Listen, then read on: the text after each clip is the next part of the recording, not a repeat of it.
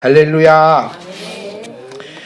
우리 계속해서 우리 이번 주부터는 될 수 있는 한 크리스마스에 우리 좀 초점을 맞추어서 우리 크리스마스 성탄절에 나오는 인물들을 한번 살펴보고자 합니다.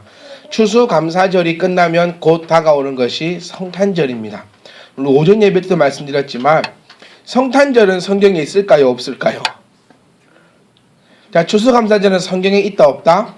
성경에는 없지만 그에 대한 의미와 그에 대한 우리가 기념을 해야 할 바, 그리고 우리가 왜 추수감사절을 지켜야 되는지는 오늘 오전 예배 말씀을 통해서 보았고요. 그러면 성탄절은 성경에 있을까요? 없을까요?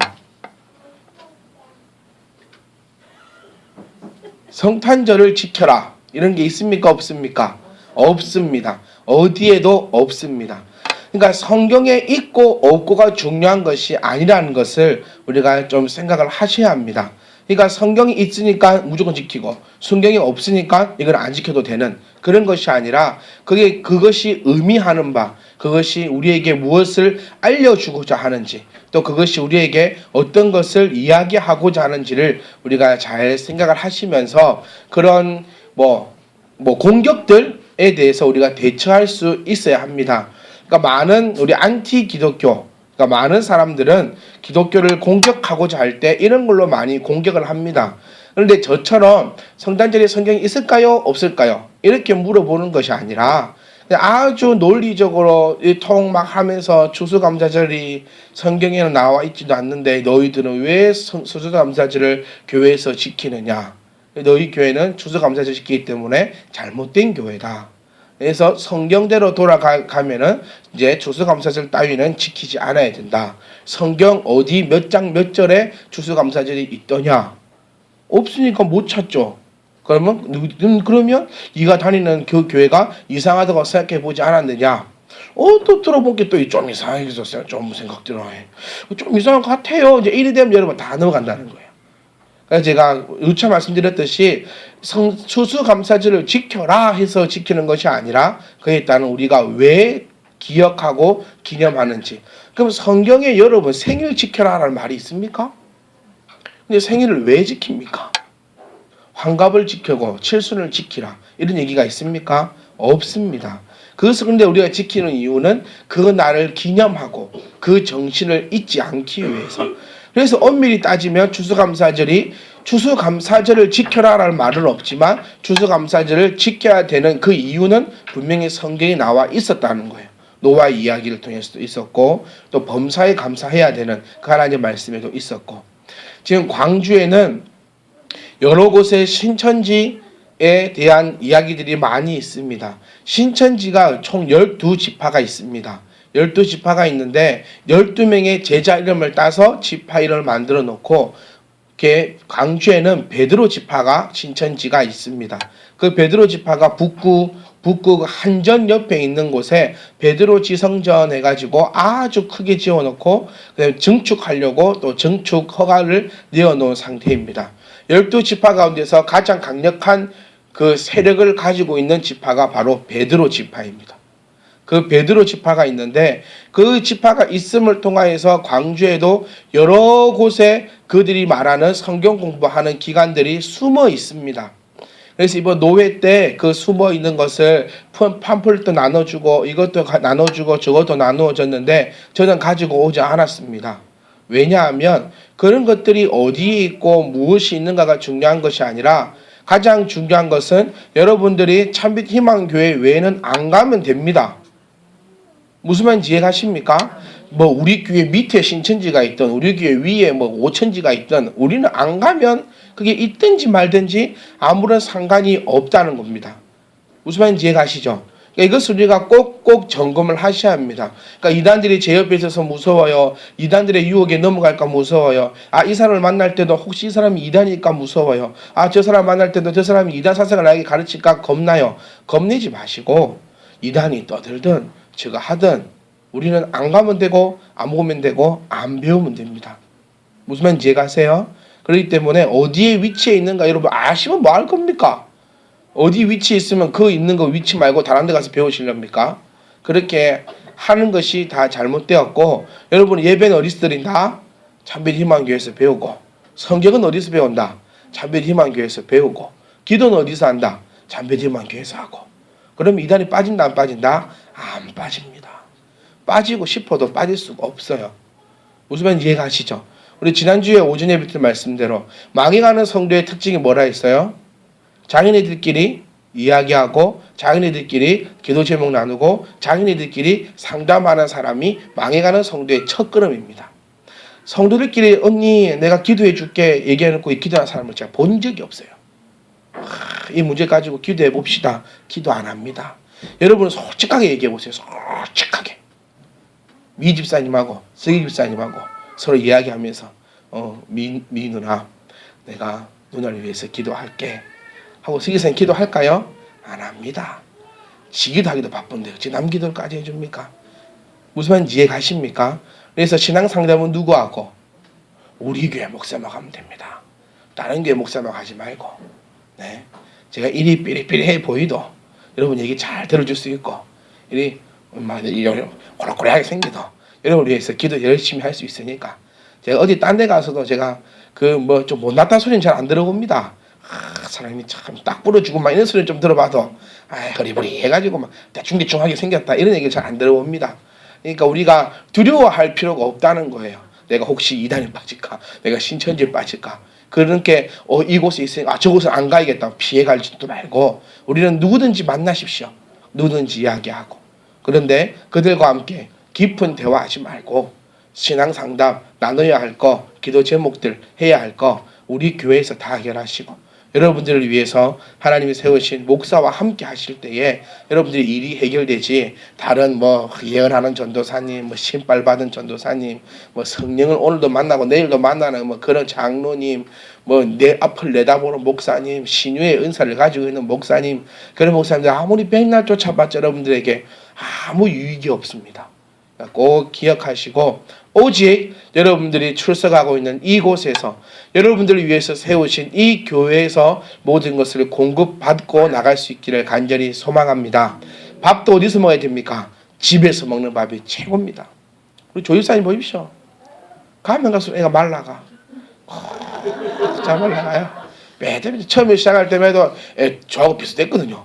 퉁퉁하게 해가지고 조금만 더 찌면 나하고 옷 같이 입겠다 싶었는데 빼작빼작 나갈라갑니다.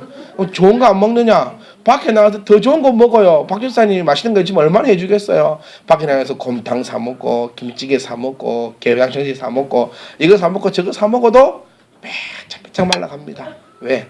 맛없어도 집밥이 최고라는 거예요. 그렇죠? 그렇지. 말하지 마. 쓸데없는 오늘 우리 박 교사님 잘 가르쳐 놨더라고. 쓸데없는 소리 할 것 같으면 말하지 말라고. 그러니까 쓸데없는 말 나올 것 같으면 입을 딱 다물고 있어버려. 괜히 아니요 막 이러면 안 되니까. 그러니까 우리가 이걸 잘 기억을 하면서 뭐 2단이든 3단이든 헛놈 안 팔면 안 빠집니다. 헛소리 안 들으면 그곳에 안 갑니다. 그러니까 꼭 그 니적니적 하는 사람들이 빠져요. 여기도 뭐 있는 것 같고 저도 뭐 있는 것 같고 저 기도원이 뭐 있는 것 같고 와 이 사람 말하면 뭐가 있는 것 같고 이런 사람들이 보면 2단 3단 4단을 다 빠지고 있는 겁니다. 그러니까 그런데 빠지지 마시고 생각하지 마시고 오직 여러분들을 위해서 하나님께서 세우신 이곳에서 하나님의 크신 은혜를 받아갈 수 있기를 간절히 소망합니다. 오늘 우리가 마리아 성모 마리아라는 말이 맞습니까? 안 맞습니까? 꼭 물어보면 입을 꾹 다무시더라고요. 자, 성모 마리아 말이 맞습니까? 안 맞습니까? 성모 마리아 집에 갈까요? 성모 마리아 이 말이 맞습니까? 안 맞습니까? 찍어라도 봐요. 미선아 성모 마리아 말이 맞아요? 안 맞아요? 아닌 것 같아요. 왜요? 성모는 거룩한 어머니라는 뜻을 가지고 있잖아요. 근데 인간의 몸으로 그러니까 마리아는 인간의 몸이지 하나님께 거룩한 어머니가 아니라 그냥 그래요. 여러분 생각은 어떠십니까? 성모 마리아. 우리는 우리의 입에서도 자주 나오는 게 성모 마리아입니다. 이 성모 마리아라는 말은 우리 미선이 얘기한 것처럼 맞지 않는 말입니다. 자, 이 단어 한마디 한마디 때문에 2단이 나오고 3단이 나오고 4단이 나옵니다. 그럼 이 마리아란 이름을 우리는 뭐라 불러야 됩니까? 동정녀 마리아. 동정녀 마리아라는 말은 맞을까요? 틀릴까요? 맞습니다. 동정녀라는 뜻은 뭔가요? 동정녀. 좀 한문적인 풀인데 남자를 알지 못하는 깨끗한 처녀라는 뜻이에요. 그래서 동정녀 마리아에게 나시고, 우리가 신앙 고백을 할 때 이렇게 얘기하잖아요. 동정녀 마리아에게 나시고. 우리 마리아는 우리 6명의 성경에 6명의 성도가 나옵니다. 첫 번째가 동정녀 마리아, 오늘 우리가 함께 보려고 하는 이 마리아. 두 번째가 글로바의 아내 마리아. 글로바의 아내가 누구냐면 야고보와 요셉의 어머니 마리아. 그리고 세 번째가 막달라 마리아. 그 다음 네 번째가 나사로의 누이 마리아. 다섯 번째가 마가의 어머니 이름 또한 마리아. 로마의 기독교인이 또 마리아. 성경에 나오는 마리아는 이렇게 6명이 있습니다. 그러니까 마리아, 요셉 이런 이름은 이스라엘에 있어서 흔한 이름 중에 하나라는 겁니다. 오늘 우리가 보려고 하는 마리아는 동정녀 마리아. 동정녀 마리아와 막달라 마리아는 동일한 인물이 아닙니다. 우리는 이게 좀 헷갈리고 있거든요. 동정녀 마리아는 예수님을 잉태하여 낳은 마리아, 막달라 마리아는 그 또 다른 마리아입니다. 그렇게 우리가 이해를 하시고 잠깐 넘어가면 됩니다. 자, 우리 처음 말씀드린 것처럼 성모 마리아는 왜 맞지 않는가? 성모 마리아라는 말은 가톨릭에서 만들어낸 이야기입니다. 가톨릭은 어떻게 주장하냐면 성모 마리아 또한 원죄가 없는 여인으로 그렇게 만들어 버렸습니다. 원죄가 없다라는 말은 어떤 의미가 되냐면 신의 존재가 된다는 얘기예요. 그래서 캐톨릭에서는 마리아 또한 예수님처럼 죽지 않고 그대로 승천했다라고 가르치고 있습니다. 그래서 성모 마리아, 거룩하고 흠이 없는 어머니의 마리아라는 뜻이에요. 그래서 캐톨릭에서는 기도를 할 때 예수님의 이름으로 기도하는 것이 아니라 성모 마리아에게 기도를 합니다. 그 의미인즉슨 뭐냐면 예수님의 어머니가 누구다? 성모 마리아이기 때문에 예수님의 어머니 성모 마리아에게 기도하면 그 예수님의 어머니 성모 마리아가 예수님한테 가서 야, 저 사람 기도 좀 들어줘라. 이러면 예수님이 예 어머니 하고 기도를 들어준다라고 그렇게 생각을 하고 있다는 거예요. 그런 그 교리를 가르칩니다. 그래서 캐톨릭에서 여러분 혹시 보셨는지 모르겠지만 TV라든지 이런 데 보면 기도할 때 두 손을 모으고 성모 마리아여 우리의 기도를 들어주소서 막 이러면서 기도를 성모 마리아의 주체를 가지고 기도합니다. 그런데 성모 마리아는 신입니까? 사람입니까? 사람입니다. 사람입니다. 우리 이 동정녀 마리아를 오늘 우리가 살펴볼 때에 마리아의 이름의 뜻은 사랑받는 자, 높여진 자 또는 괴로움이란 의미가 있으며 헬라어로 얘기할 때는 미리암이다라고 얘기한다는 거예요. 그러니까 사도행전이나 사복음서를 볼 때 미리암이라고 불려지는 여인이 나옵니다. 그러면 이 미리암이 또 다른 사람이 아니라 마리아는 히브리식 발음이고 헬라어로 마리아를 뭐라 부른다? 미리암이라고 부른다는 거예요. 자, 이 동일한 사람이 또 한 명 있죠. 유명한 사람 누구죠? 바울이 있죠. 바울이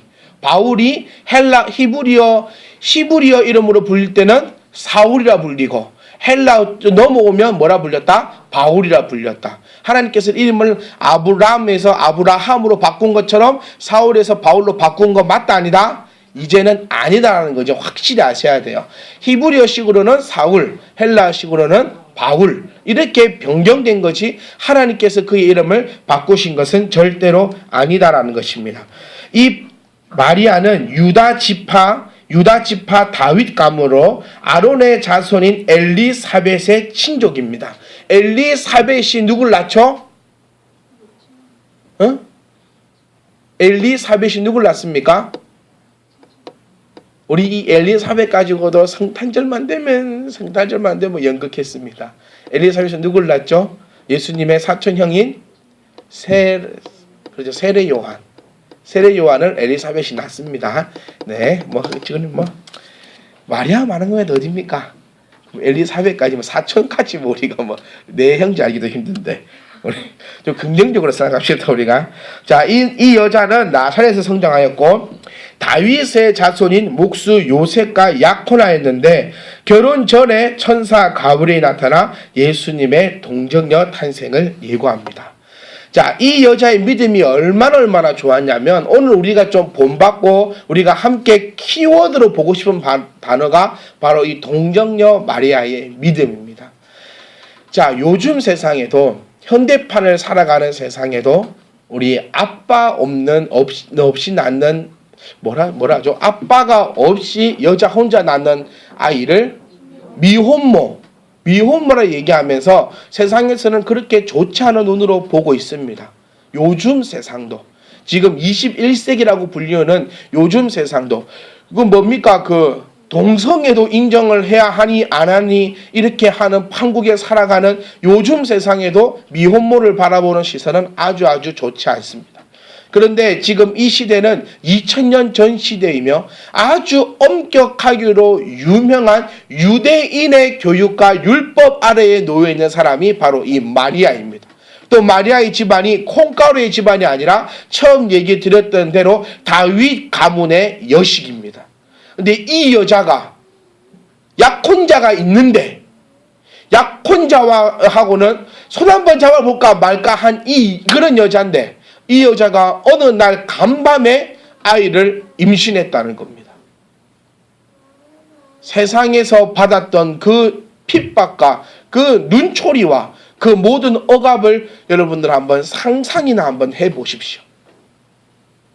그리고 마리아 자신도 자신이 지금 아이를 잉태하게 된다면 임신하게 된다면 자기가 받아야 될 핍박과 자기가 누려야 할 그 모든 억압과 자기 가문에서 받아야 할 그 모욕감을 자기도 뻔히 알고 있다는 것입니다. 왜냐하면 자기 또한 그런 세계를 살아왔을 거고 어쩌면 그러한 자를 자기 또한 손가락질하면서 나는 그러한 삶을 사지 않겠노라고 다짐을 하는 삶을 살았을 수도 있다는 것입니다. 그런데 놀라운 것은 마리아가 주여 주의 뜻이거든 내가 감당하겠나이다 라고 이야기를 한다는 것입니다. 아마 내 상황과 한번 여러분들이 한번 생각해 보십시오. 나의 믿음, 이 마리아의 믿음, 이 믿음의 차이가 얼마만큼 큰 차이인가. 어쩌면 나는 손가락질 하나 받기 싫어서 내 손의 한국에 보기 싫어서 나의 그 억울함과 억압함 그거 하나 견딜 수 없어서 어쩌면 그리스도를 모른다고 하거나 그리스도와 상관없는 나의 삶을 살아가고 있지는 않았는가. 여러분들 이 마리아의 삶을 우리가 바라보면서 한번 살펴보셔야 한다는 겁니다. 이 마리아라는 이 여인은 성령 충만한 여인이었고 또 가브리엘 천사가 했던 그 말을 100% 믿는 믿음을 가지고 있는 여인이었습니다. 나는 믿지만 상대방은 안 믿어줄 거예요. 어쩌면 내가 가장 사랑했던 요셉에게 파행을 맞을 수도 있는 상황입니다. 만약에 마리아가 요셉에 가서 요셉 나의 사랑하는 요셉이야 내가 지난날 밤에 이런 일이 있어서 내 몸에 아이가 되었다라고 얘기했을 때 이 요셉이 안 믿어주면 어쩔 겁니까? 믿음이 있고 자식을 떠나서 여러분 교회 다닌다고 해서 여러분 다 믿어주던가요? 아닙니다. 요셉도 그럴 수도 있다는 사실입니다. 내 부모, 내 엄마, 내 사촌, 온 동네 사람들 나사렛 코딱할 만한 도시입니다. 그 동네 사람들한테 받아야 되는 그 핍박들을 자기는 알면서도 모든 것을 감행하고 감음하고 설령 내가 요셉과 끊어지는 한이 있더라도 나는 뭘 하겠다. 하나님께서 맡기신 나의 이 사명을 감당하겠습니다라는 믿음이라는 것입니다. 저와 여러분에게도 제발 이러한 믿음이 있기를 간절히 소망합니다. 내가 이런 끊어짐이 있더라도 하나님을 향해서 나아가겠다라고 결심했을 때 여러분 제가 계속해서 말씀드리는 거 하나님은 그것을 끊게 만들지 않으십니다. 요셉을 끊게 만드셨습니까? 아닙니다. 하나님은 요셉을 나보다도 더 잘 아는 사람이었기 때문에 마리아보다 요셉을 더 잘 알고 있는 하나님이셨기 때문에 요셉의 꿈속에서도 그가 찾아가셔서 요셉에게 음성 주시고 그가 요셉을 붙잡아 주십니다. 우리가 알듯이 요셉은 온순한 사람이라 조용히 끊고 다녔다는 거예요. 마리아를 조용히 끊고자 했어요. 왜 온순한 사람이라 표현하냐면 요셉에게는 고난이 있었습니다. 권리가 있었습니다. 어떤 권리? 돌을 들어 마리아를 쳐 죽일 권리를 가지고 있는 사람이 요셉이었습니다. 왜? 가늠한 여인은 율법에 의해 돌로 쳐 죽여야 되는 율법 아래에 있는 여인이었고 그 여인은 나와 결혼하기로 약속되어 있는 그런 여인이었지만 요셉은 그런 자기의 권리를 사용하지 않고 조용히 끊고자 하는 그런 온순한 사람임에도 불구하고 그래도 마리아와는 끊겠다는 거예요. 하지만 천사가 그의 꿈에 나타나 요셉까지도 만져주는 놀라운 일이 일어난다는 것입니다. 사랑하는 성도 여러분, 내 믿음을 여러분들이 스스로 점검하십시오. 내 믿음이 마리아와 같은 이런 믿음을 가지고 있는가 한번 살펴보십시오. 하나님 왜 나를 사용하지 않으십니까? 왜 하나님 나를 통하여서 하나님의 큰 일을 이루어내지 않으십니까? 라고 원망만 하지 말고 하나님 언제 나를 들어 쓰시렵니까? 라고 그런 소리만 하지 말고 내 믿음이 하나님이 쓰시고자 하는 데에 맞는 믿음인가를 먼저 한번 점검해 볼 수 있기를 간절히 소망합니다. 만약 여러분 같은 믿음에 마리아와 같은 일이 생겼으면 아마 우리 좀 낙태했을 겁니다. 어쩌면. 그럼 예수님의 역사함은 이 자리에 나타날 수가 없었을 거라는 거예요. 내가 하나님께 쓰임받고 싶습니까? 그럼 쓰임받을 수 있는 그만한 믿음의 그릇을 가지고 있을 수 있기를 간절히 소망합니다. 하나님은 믿음 있는 자, 하나님이 쓰시고자 하는 자를 분명히 들어 쓰심을 여러분들이 기억할 수 있기를 간절히 소망합니다. 하나님께서는 사람을 통하여 일하십니다. 예수님을 아래에서 못 깨어나게 했겠습니까? 바깥에도 아래서 깨어났다고 하는 판국에 하나님께서 능력이 없으셔서 예수님을 아래서 못 깨어나게 하고 터미네이터처럼 땅에서 못 쏟아 나오게 하고 나무 열매로 태어나지 못하게 하겠습니까? 하나님께서 마음먹으셨다면 어떤 방법으로든 예수님은 이 땅에 오실 수 있다는 것입니다. 그런데 하나님의 방법은 하나님께서 혼자 일을 처리하고 혼자 역사를 나타내는 것이 아니라 누굴 통하여서 여러분들을 통하여서 하나님께서 하나님의 역사함을 분명히 나타내실 것을 믿을 수 있기를 간절히 소망합니다. 그래서 여러분들에게 물질의 복도 분명히 임할 줄 믿습니다. 왜냐하면 여러분들은 그 물질의 복을 가지고 내가 먹고 내가 마시고 내 잘 쓰고 내 편하게 살 것이라는 믿음을 가지고 있는 것이 아니라 하나님께서 나에게 이만큼의 물질을 허락하실 때에 그 물질을 하나님의 나라를 위해서 쓸 믿음을 가지고 있을 거라 저는 믿기 때문입니다. 그런 믿음이 있으실 때 하나님께서 여러분들에게 하나님이 일을 하기 위해서 물질을 부어주실 줄 믿으시기를 간절히 소망합니다. 여러분들이 그 믿음이 없다면 여러분 아무리 열심히 노력하고 아무리 열심히 내가 돈을 벌고 아무리 열심히 한다 할지라도 여러분들에게 물질의 복이 임할 수가 없습니다. 왜? 하나님의 말씀이 그러하기 때문에. 여러분들이 물질의 복을 받을 수 있는 마리아와 같은 그런 믿음을 갖고 계십시오. 그러면 하나님께서는 저와 여러분들을 통하여서 하나님의 크고 놀라운 일들을 하나님께서 나타내실 것입니다. 또한 마리아는 또 우리가 배워야 될 점은 생각해 봐야 될 점은 마리아는 자신을 드러내지 않는 사람이었습니다. 자기가 누굽니까? 선택받은 사람입니다. 얼마나 큰 선택을 받은 사람입니까? 동정녀 마리아인데 내가 처녀 마리아인데 내 몸에 하나님의 아들인 예수 그리스도가 나타났다. 그리고 내가 이만한 역사를 이루었다. 그리고 너 봤지? 내가 저 아들 낳았는데 십자가에 못 박혔다가 죽었다가 살아났다가 부활하고 막 진짜 난리 났다. 내가 이 정도의 사람이다 라고 이야기할 수 충분히 있는 사람이었지만 마리아는 철저히 낮아지고 또 낮아지고 또 낮아지는 사람이었습니다. 마리아는 예수님이 부활하시고 승천하신 후에 그의 제자들과 함께 다락방에 모여 함께 기도했던 여인이었습니다. 예수님을 30년 동안 하나님의 아들로 믿고 그를 철저히 교육하며 보살피며 또 키워냈던 장본인이 바로 예수님의 어머니 마리아인 줄 우리가 기억할 수 있기를 간절히 소망합니다. 마리아는 절대로 여러분 생각하셔야 될 것이 신이 아닙니다. 마리아는 그 어떠한 신적 존재, 신적 능력, 신비한 능력을 가지고 있는 사람이 절대로 아니라는 사실을 기억하시면서 저와 여러분도 또한 이 마리아처럼 될 수 있다는 거예요. 어떤 것으로 여러분 하나님께 쓰임 받으렵니까? 그럼 분명히 하나님께서 여러분들에게 일일이 응답해 줄 믿습니다. 어떤 사람에게는 물질의 복을 많이 주셔서 하나님의 일을 능히 감당하게 하시는 분도 계실 것이고, 또 어떤 분들에게는 건강함을 주셔서 하나님의 일을 열심히 또 할 수 있게끔 하시는 분도 있을 것이고, 또 어떤 분들에게는 자녀의 복을 주셔서 하나님의 영광을 나타내게 하는 분도 계실 것이고, 하나님께서는 틀림없는 약속은 여러분들을 택하셨고, 택하신 여러분들의 그 믿음에 따라 하나님께서 분명히 일하실 것을 하나님께서 약속함을 믿을 수 있기를 간절히 소망합니다. 여러분, 평범한 삶을 살고 계십니까? 그것이 복입니다. 마리아는 지극히 평범한 사람이었고, 평범한 삶을 살다가 평범한 인생 속에서 놀라운 사건을 하나님을 통하여서 이루어 내었습니다. 저와 여러분들도 이 평범한 삶 가운데 여러분이 해야 할 최선의 일을 다하는 가운데, 마리아가 별일 안 했습니다. 결혼하기 전에 당연히 순결해야 되니까 마리아는 자기가 해야 될 것만 지키고 있는 사람뿐이었습니다. 그거밖에 없었습니다. 여러분이 지금 해야 될 일은 뭡니까? 열심히 일하십시오. 믿음을 가지고 일하십시오. 그 가운데 하나님이 여러분 믿음대로 일을 나타내실 것입니다. 여러분 지금 해야 될 일이 뭡니까? 믿음으로 아이들 양육하고 계십시오.